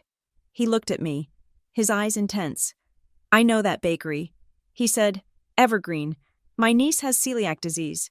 We buy everything from there. They are obsessive. Hannah, like military-grade obsessive about safety. They do not cross-contaminate. They do not mix up orders. In 10 years, they have never had a reported incident." He leaned forward. "And you said the box was sealed, yes?" I said, "With a ribbon." Caleb nodded. "I went down to the EMS bay intake. I pulled the bag. The one with the stuff we collected from your kitchen. Technically, I am not supposed to touch it once it is tagged, but I know the intake nurse." He reached into a paper bag he had brought with him. He pulled out a clear plastic evidence bag. Inside was the white box, crushed slightly on one side, the card, and the remains of the tart. "I asked you about the photo you took," he said. "You said you took a picture of the package before you opened it." I nodded. "It is on my phone." Caleb held up the plastic bag. "We put this under the high-intensity lamp in the supply room. I wanted to see the batch number. I wanted to call the bakery and ask them how the hell they put walnuts in a nut-free order." He paused. But when I looked at the label, the edge was lifting. Just a tiny bit. My heart began to hammer. "Show me," I said. Caleb stood up and brought the bag to the bedside table. He switched on the bright examination light attached to the wall, flooding the area with harsh white illumination. He carefully opened the evidence bag. He must have signed it out officially, or he was risking his job for me. He pulled out the box lid. "Look here," he said, pointing to the gold foil sticker that said, "Evergreen Allergy, Safe Desserts, Chocolate Ganache Tart, Nut-Free." He took a small pair of tweezers from his pocket. "Watch." He clamped the tweezers onto the corner of the gold sticker, very slowly, with the precision of a surgeon. He began to peel it back. The adhesive resisted for a moment. then gave way with a soft, tearing sound. My breath caught in my throat. Underneath the elegant gold foil of evergreen was another label. This one was simpler. A rustic brown paper sticker. The logo was a cartoonish whisk. Sweet Have's Bakery. I knew that name. It was a trendy spot downtown. They were famous for their heavy use of almond flour and peanut oil. They were the opposite of safe. They were a minefield. And there, printed clearly on the original label in black ink, turtle ganache tart. Ingredients: dark chocolate, heavy cream, pecans, walnuts, wheat flour. The room spun. It wasn't a mistake. It wasn't negligence on the part of Evergreen. Someone had gone to Sweet Have's. They had bought a tart loaded with my specific allergens. Then, they had taken an Evergreen box, probably saved from a previous order, or bought empty, and they had placed the deadly tart inside. And then, the final touch. They had printed a fake Evergreen sticker, or peeled one off another box, and placed it perfectly over the warning label. It was a weapon, a disguised, biological weapon. Caleb stared at the two labels, his face grim. This took effort. He said quietly, "This wasn't an accident. Someone built this. They wanted you to trust the box so you wouldn't check the food." I looked at the sticker. I thought about the hesitant handwriting on the card. Happy 25th, Sis. Brielle hadn't just called 911 to delay help.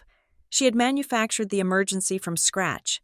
She had physically constructed the instrument of my death, wrapped it in a bow, and had it delivered to my door. I looked up at Caleb. He looked horrified. He was seeing the darkness of my family in high definition. "Can I keep this?" I asked. "The label." He nodded. I logged it as patient personal effects rather than police evidence for now, because I didn't know if you wanted to involve the cops yet. "But Hannah, this is attempted murder." "I know," I said. I reached out and touched the plastic bag, feeling the cold reality of the proof. "If I go to the police now," I said, thinking aloud, my voice steady, "they will say, I did it myself. They will say, I am the dramatic one who fakes things. My mother has already planted that seed with the nurses. Brielle planted it with dispatch. They will say I bought the tart, put the sticker on, and ate it to get attention on my birthday. It is my word against theirs, and they are the respected Cole family, and I am the unstable daughter." Caleb looked frustrated. "But we have the dispatch call. It is circumstantial." I said, "They will say she was confused. They will say she was trying to help." I looked at the Sweet Have's label again. "No." I said, "I need more. I need to tie them to this box. I need to prove they bought it. I need to prove they made the sticker." I looked at Caleb. "You know a digital forensics consultant, don't you? You mentioned her once when you were treating a guy who got scammed." Caleb blinked, surprised by my shift in focus. "Yeah, Tess Harmon, she is the best. She does work for the district attorney sometimes. I need her." I said, "I need to find the digital trail. Because people who are arrogant enough to do this are arrogant enough to talk about it." Caleb looked at me. He saw the change. He wasn't looking at a victim anymore. He was looking at a woman who had just realized she was at war. "I will call her," he said. He packed the box back up, sealing it carefully. "You are not safe with them." "Hannah," he said. "I know," I replied. "But they are not safe with me either, not anymore." As Caleb left to make the call, I lay back against the pillows. The smell of the lilies was still suffocating, but I didn't mind it as much now. It reminded me of what they wanted. They wanted a funeral. They were going to get one, just not mine. Caleb returned an hour later, but he was not alone. The woman walking beside him looked less like a digital forensics consultant and more like a librarian who moonlighted as a sniper. She was small, sharp-featured, and wore glasses with thick black frames that magnified her intense, blinking eyes. She carried a laptop bag like it contained nuclear launch codes. "This is Tess Harmon," Caleb said, closing the door and checking the lock. "She handles fraud and domestic evidence preservation for the county. She is the one you call when you want to nail someone to the wall with their own data." Tess did not offer a handshake. She offered a nod. Caleb says you have a physical artifact, a modified bakery box, but you need the digital thread to tie it to the perpetrator. She said. Her voice was rapid fire, efficient. Physical evidence is good. Digital evidence is better. People lie. Metadata does not. She pulled a chair up to the bedside table, unzipped her bag, and opened a laptop that looked heavy and industrial. Here is the rule, Tess said, her fingers flying across the keyboard to set up a screen recording software. We do not hack. We do not guess passwords using algorithms. We do not breach firewalls. If we do that, any evidence we find is fruit of the poisonous tree. The judge will toss it, and your family's lawyers will sue you for invasion of privacy. She looked at me over the rim of her glasses. We only access what you have the legal right to access. Accounts where you are a named user, shared drives where you have credentials, devices you own. Do you understand? I nodded. I understand. Think, Tess commanded. How did they communicate? Text, email. Slack. Is there a shared ecosystem? I closed my eyes, trying to navigate the labyrinth of the Cole family's digital life. My mother was obsessed with image, but she was also obsessed with control. She wanted to know where we were, what we were doing, and who we were with at all times. When Brielle and I were 16, she had set up a family cloud account. She called it the Cole Family Hub. It synced our calendars, our contacts, and our photo streams. There was a shared cloud account. I said slowly, my mom set it up years ago. She was obsessive about keeping the family connected. It was supposed to be for sharing vacation photos and syncing schedules.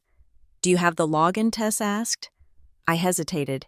I had not used it in 3 years.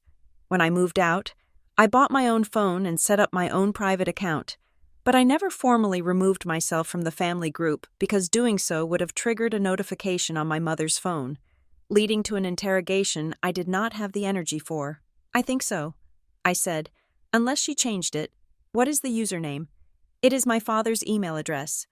I said, Cole, architect@globalmail.com. And the password, I felt a bitter smile tug at my lips. My mother was not a creative woman. She was a woman of branding. Try Cole Legacy 1, I said, capital C, capital L. The number 1. Tess typed it in. She paused before hitting enter.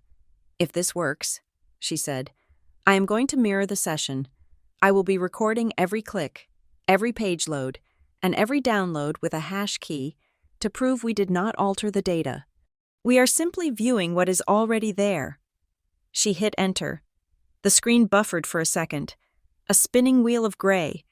My heart hammered against my ribs. If she had changed it, if she had locked me out, we were dead in the water.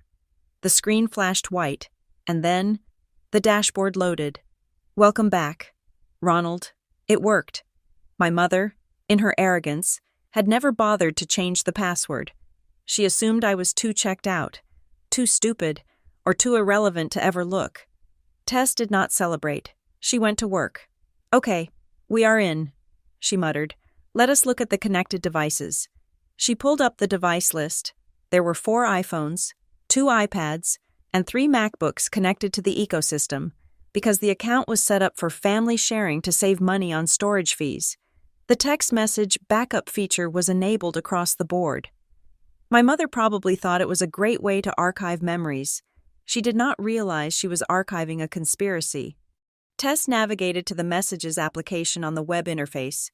I'm going to search for keywords, she said. Give me something. Try party. I said, try Hannah. Try evergreen. Tess typed in Hannah. The results populated in a sidebar. Hundreds of messages. Most were mundane complaints from years ago, but the recent ones were radioactive. Tess clicked on a thread between Mom and Brielle dated 4 days ago. She angled the screen so I could see. Mom. Did you pick up the package for the solution? Brielle got it. Had to go to that gross place downtown. Sweet halves. The smell of peanut oil was disgusting. Mom, just make sure you switch the packaging before you go to the apartment. I do not want any wrappers in your car. Brielle. Already done. I printed the sticker at work. It looks perfect. She is so desperate for validation she won't even check. I felt the blood drain from my face. The solution. They called the poison the solution. Tess was silent, her face grim. She was rapidly screenshotting and downloading the thread, ensuring the metadata, the timestamps, the sender IDs was preserved. She scrolled down. The messages from yesterday. My birthday were even worse. Brielle. I am parked a block away. How do we know when she eats it, Mom? Use the feed. Maintenance installed the unit on Thursday. Brielle. Checking now. God. Her hallway is depressing. I stared at the screen. Use the feed. What does that mean? I asked, my voice trembling. Tess opened a new tab. She went to the smart home section of the cloud account. Usually, this controlled thermostats and doorbells. But there, listed under external devices, was a camera labeled Unit 4B Hallway, Unit 4B. That was my apartment. They installed a camera, I whispered. In my building, Tess clicked on the device info. It was a pinhole camera, the kind you hide in a smoke detector or a light fixture. They must have bribed a maintenance guy or used a contact. Tess said, her voice hard. They were watching your door. They wanted to know exactly when the package was brought inside. She navigated back to the messages. Brielle. Yesterday, 8:05 in the evening. The courier just dropped it. She is opening the door. She took it inside. Mom. Wait for the lights. If she is eating it, she will probably sit in the kitchen. Brielle. 8:10 in the evening. Kitchen light is on. I can see the shadow under the door. She is definitely in there. Mom. Give it 5 minutes. Let it digest. Then make the call. Brielle. I am dialing now. I am going to use the attention seeker script we practiced. I felt sick. Physically, violently sick. They had watched me. They had sat in a car, or at the venue, watching a live feed of my door. Counting down the minutes until my throat closed. It was hunting. It was predation. Tess looked at me. Hannah, this is premeditated attempted murder. This is not just a family spat. This is a hit. Why, I asked. The question that had been haunting me, why kill me? Why not just cut me off? Tess scrolled back to a message from 2 weeks ago. Mom, I spoke to the nurse at the station. She says Miriam is showing signs of surface activity, if she wakes up, and if she remembers what she wrote in that new draft. We are finished. Brielle Greer is already sniffing around. If Hannah signs the acceptance papers for the trust, the lockout clause activates. We lose the house. We lose the accounts. We lose everything. Mom. Then she cannot be there to sign. We have to handle Hannah before Miriam wakes. There it was. The motive. It was not just hatred. It was greed. Pure, unadulterated greed. They knew about the new will.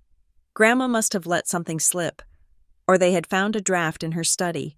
They knew that if I survived to accept my inheritance, they would be destitute. The lockout clause, Ms. Greer mentioned the one that voided their share if they interfered with me, was the very thing driving them to eliminate me. They thought if I was dead, the trust would default to the next of kin. They thought they could kill the heir to save the fortune. Tess was saving everything to an encrypted external drive. She was working fast, her jaw set tight. We have enough, she said. This is a smoking gun. This is a mushroom cloud. But there was one more message, one final exchange that Tess uncovered at the very bottom of the thread, sent just after Brielle had made the 911 call. Brielle. The ambulance is leaving. They were in there a long time. Do you think she made it? My mother's response was the most chilling thing I have ever read in my life. It was devoid of panic, devoid of love, devoid of humanity. Mom. It does not matter. We control the story either way. Brielle. And if she talks? Mom. Who will listen? She is the unstable twin. If she survives, we say she panicked for attention and ate something she knew was bad just to cause a scene on your birthday. We paint her as hysterical. Brielle. And if she doesn't, Mom? If she doesn't, we grieve. We wear black. We tell everyone it was a tragic accident caused by her negligence. And we take the lake house. I read the line again. If she doesn't, we grieve. They had planned my funeral. They had planned their outfits. They had planned the press release. My death was just a logistical hurdle to be cleared on the way to the bank. I looked at Tess. She had stopped typing. She was staring at the screen. And for the first time, her professional mask cracked. She looked horrified. I have seen bad divorces. Tess said quietly, I have seen corporate espionage. I have seen guys drain their kids' college funds to pay for gambling debts. But this, she looked at me, and there was a profound sadness in her eyes. They were going to let you die, and then they were going to use your death to buy handbags. I sat back against the pillows. I felt strangely calm. The fear was gone. The confusion was gone. All that was left was a clarity as sharp as a diamond. They wanted a show. They wanted to control the story. I looked at the external drive where Tess was saving the files. That drive contained the end of their world. Ms. Greer said to let them lie. I said, she said to let them dig their graves. Tess nodded. We have the shovel right here. She closed the laptop. The screen went black, hiding the monstrous words. But they were burned into my retinas. We grieve. I looked at the door. I knew they would come back. They would come back to check if their narrative was holding. They would come back to play the loving family. Let them come. I thought, I will smile. I will nod. I will play the part of the fragile, broken daughter. And while they are planning their victory lap, I will be planning the family meeting to end all family meetings. I turned to Caleb, who had been standing guard by the door, listening to every word. Call Ms. Greer, I said. Tell her we have the digital thread. Tell her we are ready to set the trap. Caleb nodded. He looked at me with a mixture of respect and fear. He knew what was coming. The Cole family thought they were dealing with a ghost. They were about to find out they were locked in a room with a hurricane.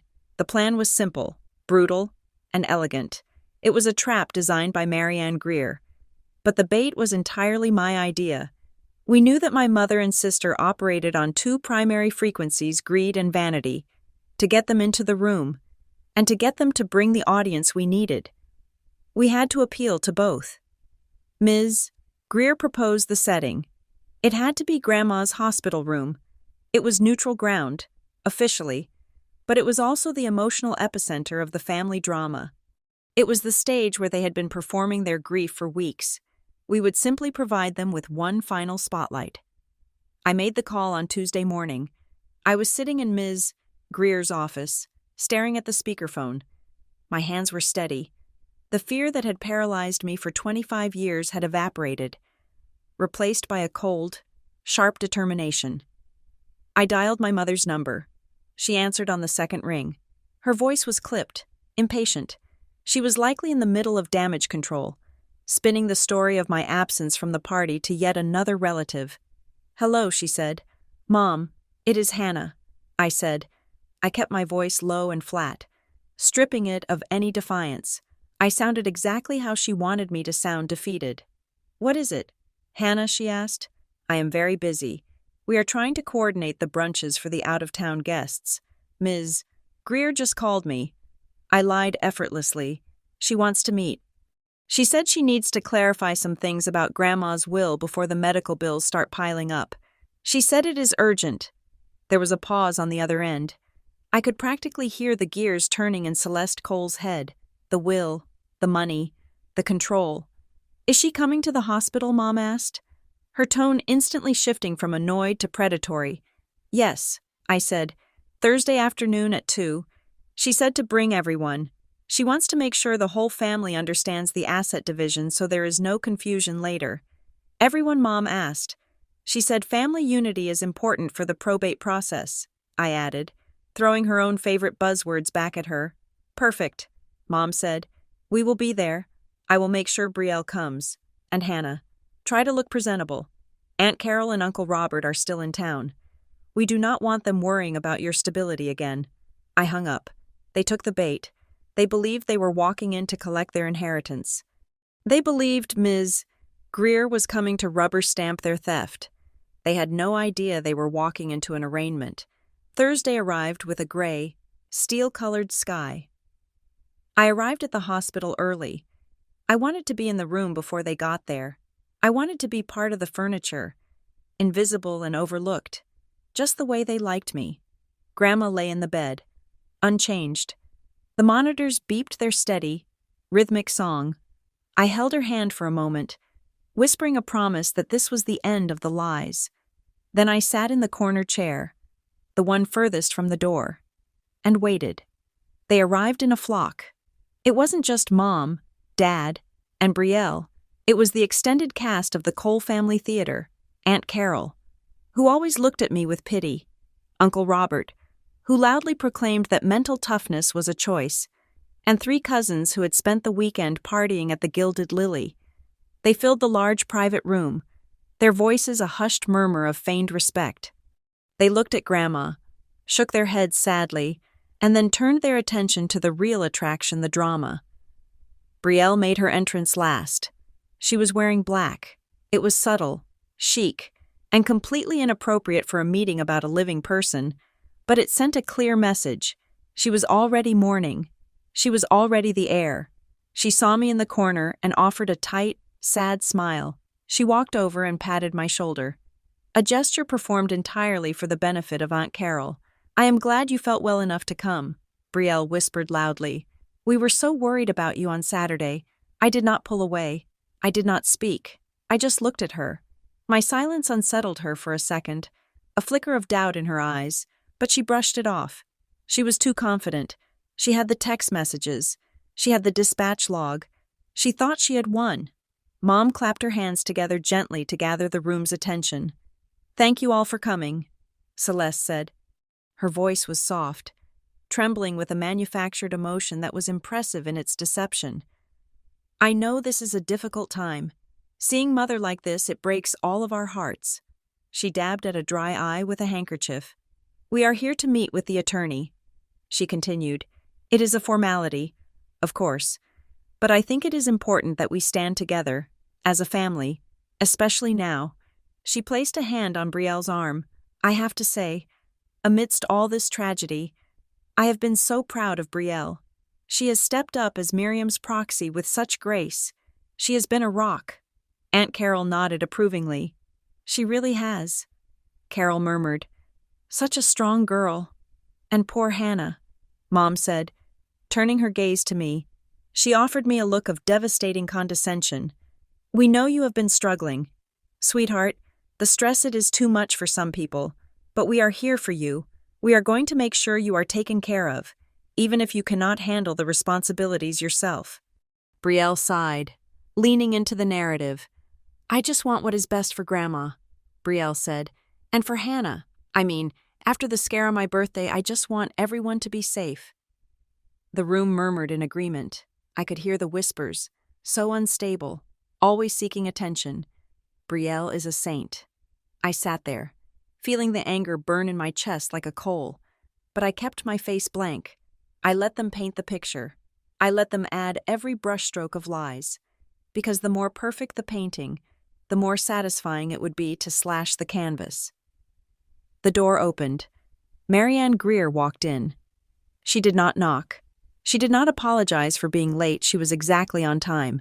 She walked into the room with the energy of a judge entering a courtroom. She was carrying her briefcase and a large, portable easel, which she set down near the foot of the bed. The chatter stopped. "Good afternoon, Ms. Greer said. She did not smile. She did not shake hands. She walked to the rolling table at the end of the bed and placed her briefcase on it. Celeste stepped forward, hand extended. "Marianne, thank you for coming. We are all here. We are ready to review the existing estate plan and get the proxy paperwork finalized." Ms. Greer ignored the hand. She looked at Celeste, then at Brielle, then at the gathered relatives. "We are not here to review the existing plan. Celeste," Ms. Greer said, "we are here to read the active one." Mom blinked. "The active one I do not understand. The will from 2 years ago is the active one. I have a copy in my safe. That will was revoked 6 months ago," Ms. Greer said calmly. A ripple of confusion went through the room. Uncle Robert frowned. "Revoked? Miriam never mentioned that." Ms. Greer opened her briefcase. She pulled out 2 large, thick envelopes. She placed them on the table with a heavy slap that echoed in the silence. Miriam Cole was a meticulous woman. Ms. Greer said, addressing the room. She observed everything. She saw things that perhaps some people in this room hoped she would miss. Mom's smile faltered. A tiny crack appeared in the porcelain mask. "What are you talking about?" Mom asked. Her voice had lost its soft, grieving timbre. It was sharper now. Ms. Greer picked up the first envelope. "This is the last will and testament of Miriam Cole, as amended and restated 6 months ago," she said. "It supersedes all previous documents. It was drafted at her explicit request, following a series of events that caused her great concern regarding the safety and future of her granddaughter." She gestured toward me. Hannah Brielle asked, letting out a nervous laugh. Why would she be worried about Hannah? Unless she was worried about her mental state. Ms. Greer turned her cold eyes to Brielle. "No," Ms. Greer said. She was worried about her physical safety. She was worried about the people who were supposed to protect her. The room went dead silent. The air pressure seemed to drop. Ms. Greer opened the folder. "I will summarize the key changes," she said. "The Lake House estate in Oakhaven is not to be sold. It is to be transferred, in its entirety, to Hannah Cole." Mom gasped. It was a genuine, horrified sound. "That is impossible," Mom snapped. "That house is the primary asset. It goes to the estate. It goes to me." Ms. Greer continued, ignoring her. "The savings accounts at Briarstone Trust are also bequeathed to Hannah Cole." Brielle stood up. Her face was flushing pink. "This is ridiculous," she said. "Grandma was obviously confused. She has been slipping for months. Everyone knows that. You manipulated her. Hannah must have manipulated her." Ms. Greer reached into the folder and pulled out a medical affidavit. "I have here a certification of competency signed by Dr. Aris and 2 independent psychiatrists on the day the document was signed," Miss Greer said. Miriam was sound of mind. She was perfectly clear. Mom stepped forward, her hands shaking. "I will contest this," she hissed. "I will drag this through court for years. You cannot just cut us out. I am her daughter." Ms. Greer looked at her. She had been waiting for this moment. "You can try." "Celeste," Ms. Greer said, "but before you call your lawyers, you should know about the forfeiture clause," Claw's dad asked. Speaking for the first time, Ms. Greer read from the document, "If any beneficiary attempts to contest this will, their share is forfeited.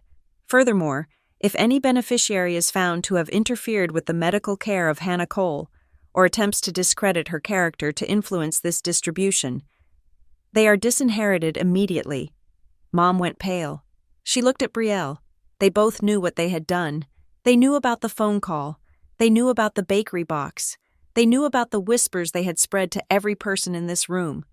"This is nonsense," Mom said, her voice rising to a shrill pitch. "This is a fabrication. Miriam would never write this. She loved us. She trusted Brielle." Ms. Greer placed the will down. She picked up the second envelope. It was smaller, personal. "Miriam knew you would say that," Ms. Greer said. "She knew you would claim she was confused. She knew you would claim she loved the version of you that you present to the world." She held up the envelope. "So she wrote a letter of explanation. She instructed me to read it only if her decisions were challenged in front of the family." Ms. Greer looked at the aunts and uncles. She wanted everyone to know why she made this choice. Mom lunged forward. She actually reached across the table, her hand grabbing for the letter. "No," Mom shouted. "That is private. That is between a mother and her daughter. You cannot read that here. It is inappropriate. It is too emotional." Ms. Greer pulled the letter back. "Out of reach. It is a legal addendum." "Celeste," Miss Greer said. "We do not need to hear it," Brielle said, her voice frantic. "If Grandma was upset, we can discuss it privately. We do not need to air dirty laundry in front of Aunt Carol." They were scared. For the first time in their lives, they were terrified. They were not scared of losing the money, they were scared of losing the audience. They were scared of the truth being spoken in a room full of people they had spent years lying to. Mom turned to the relatives, her eyes wild. "Please," she said, "let us be respectful. Let us not tarnish Miriam's memory with some angry rant she wrote on a bad day. We should leave. We should discuss this later." She looked at me. "Hannah, tell her." Mom pleaded. "Tell her to stop. You do not want this. You hate scenes." I looked at my mother. I looked at the woman who had told me to stay home because nobody wanted me there. I looked at the sister who had watched a camera feed of my door while I choked on poison. I stood up. The chair scraped against the floor. A harsh, grating sound. I walked to the table. I stood next to Ms. Greer. I looked at my aunts and uncles, who were staring at me with wide, confused eyes. They were starting to see the cracks. They were starting to realize that the play they had been watching was a lie. I looked at Brielle. She was trembling. And this time, it was not an act. I looked at my mother. "You spent my whole life telling people I was the broken one." I said. My voice was not loud, but it carried to every corner of the room. "You told them I was a liar. You told them I was difficult. You told them I was sick." I took a breath. "You wanted a story. Mom, you wanted to control the narrative." I pointed at the letter in Ms. Greer's hand. Grandma wrote the ending. I leaned forward, my hands flat on the table, leaning into my mother's space until I could see the fear in her pupils. "Read it." I said to Ms. Greer. "No." "Hannah," Mom whispered. "Read it," I commanded, out loud. In front of everyone, Ms. Greer broke the seal. The sound of tearing paper was the loudest thing in the world. She unfolded the stationery. Mom covered her mouth with her hand. Brielle sank into a chair. Dad closed his eyes. And then, Ms. Greer began to read. Ms. Greer's voice was steady, a metronome of justice in a room holding its breath. She read the clause that dismantled the Cole dynasty with surgical precision. The words hung in the air: the lake house. The 20 acres of prime real estate in Oakhaven, the antique collection, and the savings account containing $450,000 were to be transferred immediately to the sole ownership of Hannah Cole. The room did not just gasp, it erupted. It was a sound of collective shock, a sudden intake of air from the aunts and uncles who had spent years believing I was the black sheep. Mom stood up, her chair tipping backward and hitting the wall with a violence that made Aunt Carol jump. "This is a lie." Mom screamed. Her composure was gone. The polished socialite had vanished, replaced by a desperate, cornered animal. Mother was confused. She did not know what she was signing. "She has been in cognitive decline for a year. You took advantage of a senile old woman." She pointed a trembling finger at me. "You did this. You whispered poison in her ear when you went for those little visits. You manipulated her, Ms." Greer did not shout. She simply reached into her briefcase and produced a thick file. She slid it across the table toward Uncle Robert, the family skeptic. "These are the medical evaluations conducted on the day of the signing." "Ms." Greer said coolly. "Dr. Aris, a neurologist, and Dr. Evans, a geriatric psychiatrist, both attested that Miriam Cole was fully oriented, lucid, and cognizant of her assets and her heirs. There is video evidence of the signing as well. Would you like me to play it?" Mom froze. The lie collapsed before it could even take root. Then, Ms. Greer picked up the letter.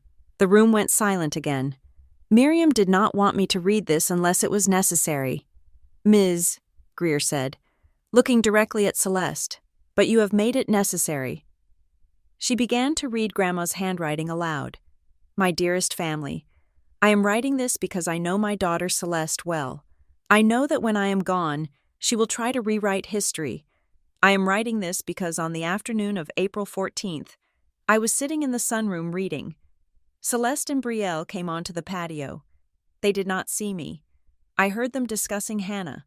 I heard Celeste say that Hannah was a liability. I heard Brielle say that they needed to ensure Hannah received nothing from the estate, so she would be forced to leave the city. I heard them laugh about spreading rumors of Hannah's mental instability to discredit her, ensuring no one would believe her if she ever fought back. I realized then that I had failed. I raised a daughter who values image over blood. And I realized that if I did not protect Hannah, they would destroy her. The silence that followed was heavy, suffocating. Aunt Carol covered her mouth with her hand, looking from Mom to me with horrified realization. The cousins were staring at Brielle, who was gripping the arms of her chair so hard her knuckles were white. "It is not true," Brielle whispered, but her voice lacked all conviction. I stood up. It was time. I reached into the large tote bag I had brought with me. I pulled out the clear evidence bag Caleb had prepared. Inside, the white box from Evergreen sat like an accusation. They did not just plan to take the money, I said. My voice was calm, terrifyingly so. They planned to make sure I was not around to fight for it. I held up the bag. On my birthday. This was delivered to my door. It looks like it is from Evergreen Allergy-Safe Desserts. But look closer. I walked around the table, holding the bag up to Uncle Robert and Aunt Carol. I pointed to the spot where the label had been peeled back. Underneath this sticker, there is another label, I said. It is from Sweet Halves, a bakery known for using walnuts and pecan oil. I looked at Brielle. You sent this to me. I said, you went to Sweet Halves. You bought a tart you knew would kill me. You printed a fake sticker. And then you waited. I pulled out the file Tess had prepared, the printed screenshots of the text messages, the time-stamped logs from the hallway camera. I slammed the folder down on the table. We have the digital records, I said. We have the messages where you discussed the camera you planted in my hallway. We have the text where Mom told you to wait until the lights went out to call 911. We have the recording of the call where you told the dispatcher I was faking it and asked them not to rush. I opened the folder to the final page, the screenshot of the last message. And we have this, I said. I read it aloud, looking my mother in the eye. If she survives, we say she panicked for attention. If she doesn't, we grieve. The air left the room. It was absolute devastation. The relatives were looking at Mom and Brielle not like family, but like monsters they had accidentally invited to dinner. Uncle Robert stood up, his face red with fury. You planted a camera, he roared at Mom. You tried to poison your own daughter. Brielle broke. The pressure was too much. The image she had curated for 25 years shattered. She jumped up, tears streaming down her face. Real tears this time, tears of terror. It was Mom's idea, Brielle screamed, pointing at Celeste. She told me to do it. She said if Hannah signed the papers, we would lose the house. She made me buy the tart. I didn't want to, Brielle Mom shrieked, grabbing her arm. Shut up. Get off me. Brielle shoved her away. I am not going to jail for you. You said it would be easy. You said she was just a problem we had to fix. The room descended into chaos. Aunt Carol was crying. The cousins were filming on their phones. And then, a sound cut through the noise. It was a voice, weak, raspy, but unmistakable. Celeste. The room froze. Everyone turned to the bed. The monitors were spiking, the heart rate climbing. Grandma Miriam's eyes were open. They were not glazed or confused. They were sharp. They were burning with a fire that defied the coma she had been lost in for weeks. A nurse rushed in, alerted by the alarms. But she stopped when she saw the room. Grandma lifted her hand.